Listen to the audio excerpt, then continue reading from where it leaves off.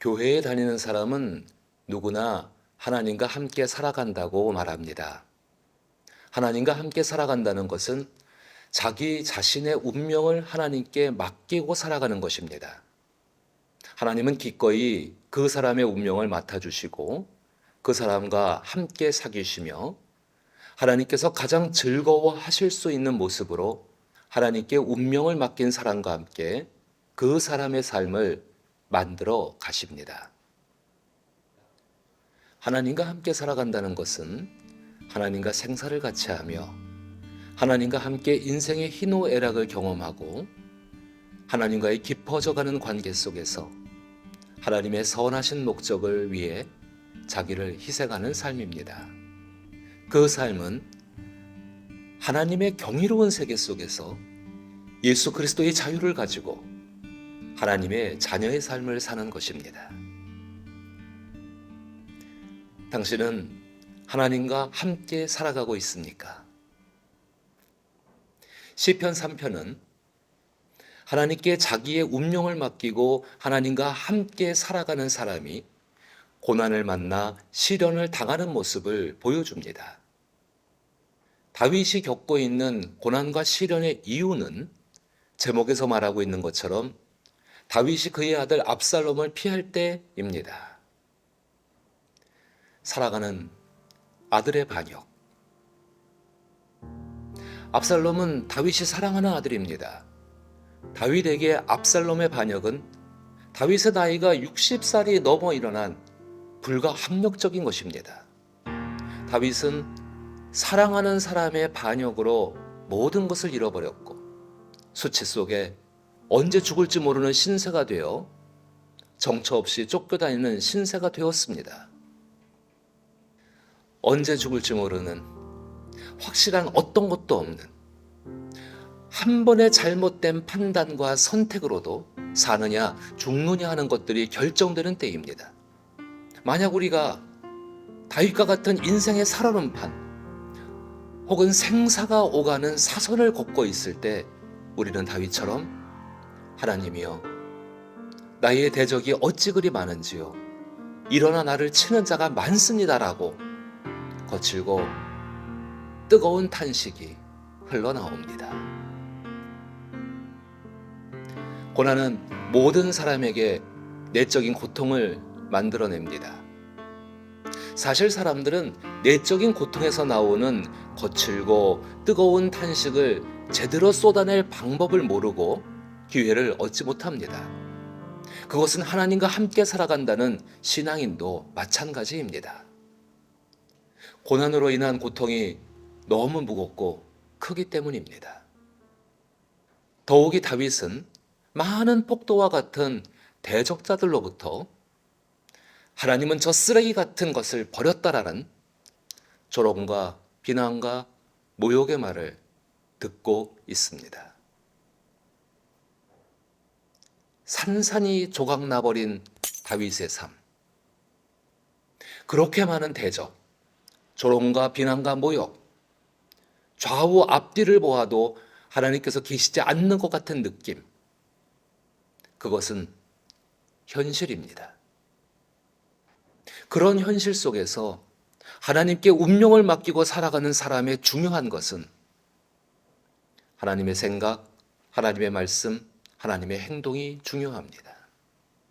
다시 말하면 하나님은 하나님께 운명을 맡긴 사람을 위해 어떤 생각, 어떤 말씀, 어떤 행동을 하시는가입니다.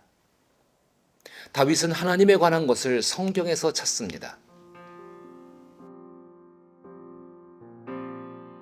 다윗은 사무엘 선지자에게 기름 부음을 받은 날부터 지금까지 자신이 성경을 통해 알고 있는 하나님에 관한 것이 변하지 않았음을 기억합니다. 지금은 많은 대적과 조롱과 비난과 모욕, 불가항력적인 고난으로 산산조각난 자신의 삶이지만 방패와 같은 보호, 나의 머리를 들게 하시는 하나님의 친절, 나의 작은 신음에도 성실하게 응답하는 하나님의 인격은 변하지 않음을 다윗은 셀라라는 표현처럼 깊이 생각합니다. 하나님께서는 하나님의 인격을 성경을 통해 나타내셨고, 성경을 읽고 기도하며 살아가는 현실에서 확증하십니다. 성경은 하나님의 인격으로 만들어진 하나님의 집과 세계를 우리에게 보여줍니다. 신앙은 하나님의 집과 세계에서 사는 느낌에서 시작됩니다. 종교는 성경에 대해 자세하게 설명합니다. 그를 통해 하나님의 집과 세계를 자세하게 설명하고 이해시키려고 합니다. 그 같은 종교적인 가르침은 성경에 대한 이해와 신념을 통해 제3자의 입장에서 현실을 보게 합니다. 그런데 그 같은 종교적인 가르침을 따르는 종교적인 신앙으로 시편 3편에서 다윗이 겪고 있는 고난과 시련을 제대로 견뎌낼 수 있을까요? 성경을 주신 하나님께서 제3자일까요? 저는 인생에서 가장 크고 어려운 시련을 겪었습니다. 그 시련 속에서 저는 종교적인 가르침들로부터 도움을 받지 못했습니다.